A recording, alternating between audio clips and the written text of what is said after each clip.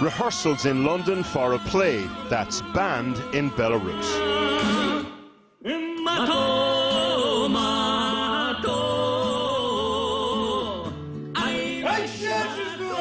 A play based on a book that's banned in Belarus.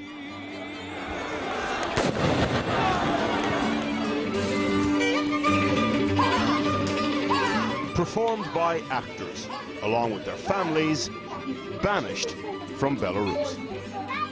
Is there anything about you that's not banned? No. Belarus Free Theatre will perform at the Barbican in March. The production is called The Dogs of Europe. It's based on a dystopian thriller about what authoritarianism does to the soul. Something the cast know everything about.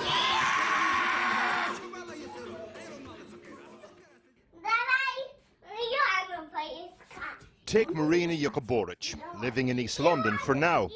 Along with 15 others in the group and their families, have had to leave Belarus. Several of the troupe were imprisoned by Lukashenko off the back of street protests last year. Marina and her husband held out for months before going into exile in May this year with their 3.5-year-old Marjan. And this is what exile feels like. Do you remember what it was like the day you left Belarus? Yes, of course, I remember. It's still a pain topic for me because I didn't want to leave because my family, my parents stay there. And my son, it was like, you know, this stupid situation when you were living in your own flat. My son had his own toys, his room. And now it was like one moment when I understood that everything could change and I can go to prison. Exile. It almost has a romantic ring to it. In fact, it's about buying a small plastic Christmas tree from Tesco's because you're not sure where you'll be for Christmas. Wow.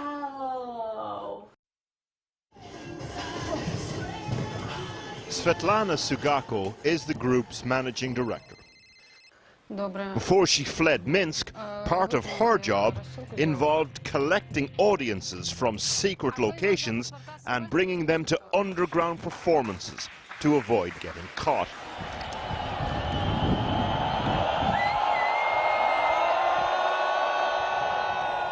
She did get caught, eventually though, during the demonstrations last year.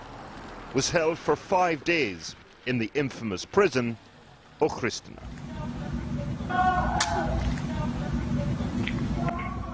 When you hear beating and man just begging and asking and prayer to stop it, and he shouting kind of, please stop, I couldn't anymore, I couldn't, like, stop to beat me, and then you just, his voice is stop, and you couldn't understand, is he still alive or no? By some estimates, there are now over 900 political prisoners in Belarus. Just today, a group of 6 bloggers and politicians sentenced to a total of nearly 100 years. But why is Lukashenko so afraid of a bunch of actors? Because, according to them, they undermine his vision of his country, of himself. For them, he is dictator as snowflake in chief. Dictatorship doesn't like to hear that something goes wrong.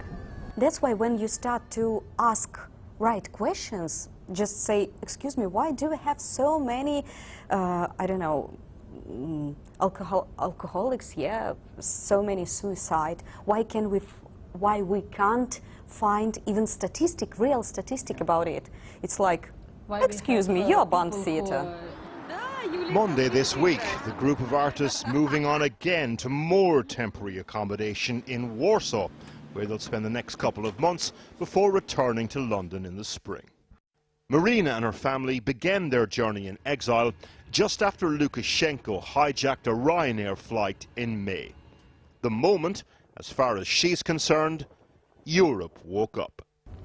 When Belarusian regime was beaten, was kidnapping and was torturing Belarusian citizens, all Europe said, oh my God, it's a terrible situation, be strong, we are with you.